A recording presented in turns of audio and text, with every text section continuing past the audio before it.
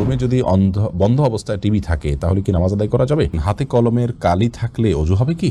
ঘরে ছবি টানানো থাকলে সেখানে নামাজ শুদ্ধ হবে কি না? বিদেশে যাওয়ার জন্য বয়স বাড়লে কি গুনাহ হবে? আজান চলাকালীন ওয়াশরুমে থাকলে মনে মনে আজানের জবাব দেওয়া যাবে কি? ঘরে কবুতর বা পাখি পালন করা কি গুনাহ? মোবাইল পকেটে নিয়ে নামাজ পড়া যাবে? পানির নিচে ছতর ঢাকা লাগবে কি? নফল সিয়াম রেখে স্ত্রী মিলন করলে কি কাফারা আদায় করতে হবে? অজু করার পর বাচ্চার পেশাব হাতে লাগলে কি পুনরায় অজু করব নাকি শুধু হাত ধুলেই হবে? আমরা প্রবেশ করি প্রশ্ন উত্তরের আলোকিত ভুবনে। এমডি ফরিদ আপনি লিখেছেন, পানির নিচে ছতর ঢাকা লাগবে কি? পানির নিচে ছতর ঢাকা আবশ্যক নয় যদি সেটা উপর থেকে কেউ না দেখে। এমডি আবির আপনি লিখেছেন, আমার একটা ডিপিএস আছে, তার সুদ দিয়ে কি আমি নিজের বাথরুম বানাতে পারবো? ডিপিএস এর সুদ দিয়ে আপনি নিজের বাথরুম বানাতে পারবেন না। কোনো গরিব মানুষকে বা পাবলিক টয়লেট ইত্যাদি করে দিতে পারেন, নিজে করবেন না। সত্যপথের দিশারি আইডি থেকে আপনি লিখেছেন, নফল সিয়াম রেখে স্ত্রী মিলন করলে কি কাফারা আদায় করতে হবে?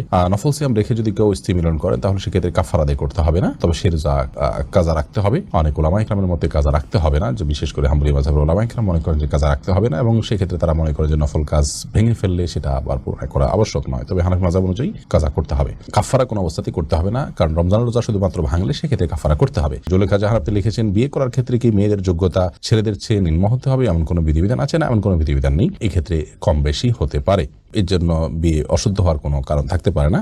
জালাল আহমেদ লিখেছেন, বিয়েতে শেরওয়ানি পরা কি ইসলাম সম্মত? বিয়েতে শেরওয়ানি পরা এটি অবশ্যই ইসলাম অনুমোদিত এই অর্থে যে পোশাক আশাকের ক্ষেত্রে পৃথিবীর যে অঞ্চলে মানুষ যেরকম পোশাক আশাক করে, বিশেষ করে বিবাহ শাদীতে যে কালচার মানুষের সমাজে প্রচলিত আছে সেই কালচার ধারণ করতে কোনো অসুবিধা নেই, যদি কোরআন হাদিসের কোনো মৌলিক নির্দেশনার খেলাফ না হয়। অতএব পোশাক আশাকের ক্ষেত্রে আমরা এরকম পোশাক পড়তে পারবো না এরকম নিষেধাজ্ঞা নেই, শেরওয়ানি পরা যাবে না এমন কোনো কথা নেই, বিধায় শেরওয়ানি পরাতে কোনো সমস্যা নেই, বরং বিয়ের দিন বিশেষ পোশাক পরাটাই হলো কাম্য। তামিম খান আপনি লিখেছেন, মোবাইল পকেটে নিয়ে নামাজ পড়া যাবে? উত্তর হলো যাবে, কোনো অসুবিধা নেই, তবে নামাজ যাতে মনোযোগ নষ্ট না হয় সেজন্য চ্যানেল ইত্যাদি করে নেওয়া উচিত। প্রিন্স রাহুল আপনি লিখেছেন, আমার চাচাতো বোন 5 মাসের প্রেগনেন্ট, এখন সে স্বামীর সাথে সম্পর্ক ছিন্ন করতে চায়, তারা সিদ্ধান্ত নিয়েছে বাচ্চাটা নষ্ট করবে। প্রশ্ন হলো বাচ্চাটা নষ্ট করা ঠিক হবে কিনা, তা না হলে কি করতে হবে? বাচ্চা নষ্ট করা এটা হারাম সর্বাবস্থায়, যদি তারা কোনোভাবেই একসাথে থাকতে না পারেন এবং শরীয়ত তালাক দেওয়ার আগে যে স্টেপগুলো নিতে বলেছে সেই স্টেপগুলো তাদের নেওয়া হয়ে গেছে, এই পর্যায়ে যদি তারা চলে যান, আল্লাহ মাফ করুন, যদিও তালাক এটা আল্লাহর কাছে সবচেয়ে অপ্রিয় জায়েজ কাজ, অনুমোদিত কাজ, আবগাদুল মুবাহ ইলাল্লাহি তালাক, আল্লাহর কাছে সবচেয়ে অপছন্দনীয় কাজ হলো তালাক। আল্লাহ হালাল করেছেন কিন্তু আল্লাহ পছন্দ করেন না এটাকে, জাস্ট এটা ইমার্জেন্সি হিসেবে ব্যবহার করার মতো। বিধায় তালাক দেওয়ার পর বেশিরভাগ পরিবারে একটা সময় কিন্তু তারা আক্ষেপ করেন এবং তারা বুঝতে পারেন যে তাদের সিদ্ধান্ত ভুল ছিল। তো এই জন্য বুঝে শুনে হচ্ছে কিনা, সমস্ত স্টেপগুলো পার হয়েছে কিনা সেগুলো বিবেচনা করা দরকার, এবং যে কারণে তালাক হচ্ছে সেই কারণটা যদি পারস্পরিক বোঝাপড়ার ভুল হয়ে থাকে তাহলে সবর করা উচিত, একে অন্যকে মেনে নেওয়ার মানসিকতা থাকা উচিত এবং ফিরে আসা তাদের সিদ্ধান্ত থেকে। আমি অনুষ্ঠানের মাধ্যমে আপনার চাচাতো বোন এবং তার ভগ্নিপতি তাদের প্রতি আকুল আবেদন রাখবো যা তারা যেন এই সিদ্ধান্ত থেকে যথাসম্ভব ফিরে আসেন এবং পুনর্বিবেচনা করেন। আর যদি কোনোভাবে যেটা তারা না করেন তাহলে এই সন্তান নষ্ট করা তাদের জন্য কোনো অবস্থাতে জায়েজ নয়। উভয় হারাম কাজে লিপ্ত হবেন, মানুষ হত্যার অপরাধী হবেন। এই সন্তান স্বাভাবিকভাবে জন্মগ্রহণ করবে, তালাক হলে আপনার গর্ভ খালাস হওয়া পর্যন্ত তিনি অন্যত্র বিবাহ বন্ধনে আবদ্ধ হতে পারবেন না, তারপর তিনি অন্যত্র বিবাহ বন্ধনে আবদ্ধ হতে পারবেন, কিন্তু সন্তান নষ্ট করার কোনো সুযোগ নেই। জান্নাত এই আইডি থেকে আপনি লিখেছেন, পার্লারে কাজ করে টাকা উপার্জন করলে তাকে জায়েজ হবে? পার্লারে কাজ করা এবং তার মাধ্যমে টাকা উপার্জন করা এটা জায়েজ হবে। বিশেষ করে পার্লারে টাকা আপনার উপার্জন করার ক্ষেত্রে আপনাকে দেখতে হবে যে সেখানে আপনি কি কাজ করছেন। আপনি যদি এমন কোনো সার্ভিস প্রোভাইড করেন যেটা আসলে হারাম, যেমন পার্লারে গিয়ে আপনি ধরুন গায়ে ট্যাটু আপনি লাগাচ্ছেন অথবা ছেলেদের গায়ে ট্যাটু লাগাচ্ছেন যেটা লাগানো হারাম, তাহলে সেক্ষেত্রে আপনার জন্য এই চাকরি করা জায়েজ নয়। আর যদি সেখানে থেকে আপনি হালাল কাজগুলো করেন, মেয়েদের সাধারণ সাজগোজগুলো করে দেন, তাহলে সেক্ষেত্রে সেই চাকরি করাতে কোনো অসুবিধা নেই। জারিনী আইডি থেকে আপনি লিখেছেন, জীবনসঙ্গী হিসেবে আমার পছন্দের কাউকে পাওয়ার জন্য দোয়া করছি, কিন্তু সে মানুষ যদি আমায় অপছন্দ করে সেক্ষেত্রে আমার করণীয় কি, কিভাবে দোয়া করবো? উল্লেখ্য 2 বার ইস্তেখারা করার পরেও মন থেকে সেদিকেই দোয়া করার ইচ্ছে প্রবল হয়। আপনি ইচ্ছে করবেন, দোয়া করবেন, চেষ্টা করবেন, বিশেষ করে ইস্তেখারার দোয়ার পর যদি সেটা না হয়, ওই লোকটা আপনাকে গ্রহণ না করে, তাহলে বুঝবেন যে আল্লাহ তাআলার পক্ষ থেকে সেখানে আপনার জন্য কল্যাণ নেই, আপনি অন্যত্র চিন্তা করবেন। পৃথিবীতে কাউকে অন্তরে এমনভাবে স্থান দেওয়ার সুযোগ নেই যে তাকে ছাড়া আমি বাঁচবো না, তার ছাড়া আমার সংসার হবে না, কারণ আমরা যেটাকে ভালো মনে করি সেটা যে ভালো হবে এ বিষয়ে কোনো নিশ্চয়তা আমাদের নেই, বরং এই সমস্ত ক্ষেত্রে আমরা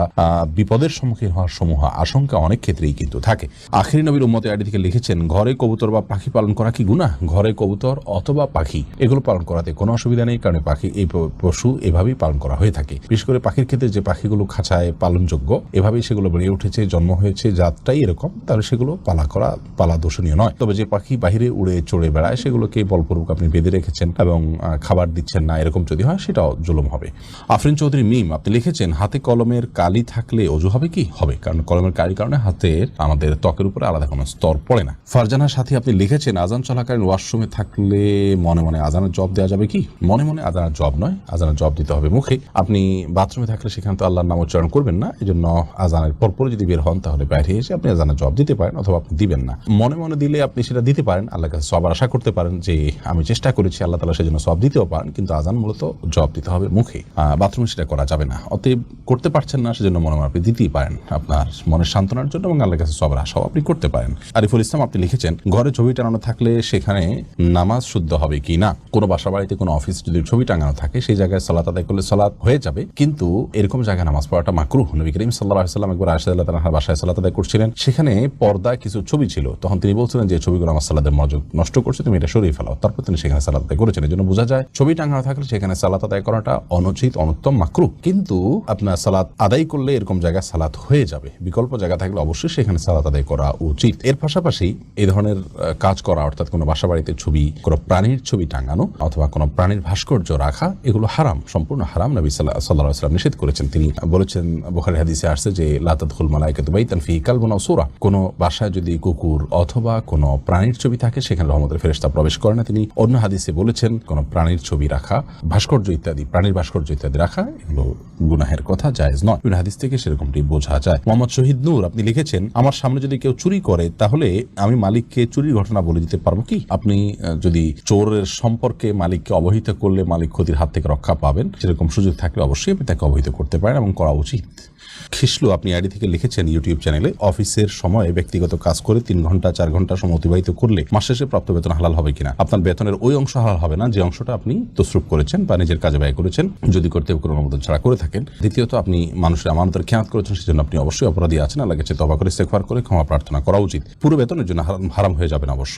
মিজান আইডি থেকে আপনি লিখেছেন ইউটিউব চ্যানেলে ওযু করার পর বাচ্চার পেশাব হাতে লাগলে কি পুনরায় ওযু করব নাকি শুধু হাত ধুলেই হবে? না, পুনরায় ওযু করার দরকার নেই। বাচ্চা পেশাব যদি হাতে লেগেছে আপনার ওযু অবস্থায়, তাহলে যে অংশে হাতে লেগেছে ওই অংশটা পানি দিয়ে ধুয়ে ফেললে চলবে। জুমানা ইসলাম আপনি লিখেছেন বিদেশে যাওয়ার জন্য বয়স বাড়ালে কি গুনাহ হবে? বিদেশে যাওয়ার জন্য যদি বয়স বাড়িয়ে লিখতে হয় যে এত বছর না হলে সেটি করা যাবে না, তাহলে সেই ক্ষেত্রে আপনি ওই বয়স বাড়িয়ে লিখেছেন, অবশ্যই সেটি গুনাহের কারণ হবে, কারণ মিথ্যা বলা সর্বাবস্থায় ইসলাম হারাম করেছে।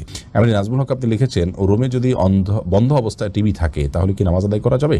রুমে বন্ধ অবস্থায় টিভি থাকলে সেই রুমে যদি আপনি নামাজ পড়েন তাহলে সালাত আপনার হয়ে যাবে।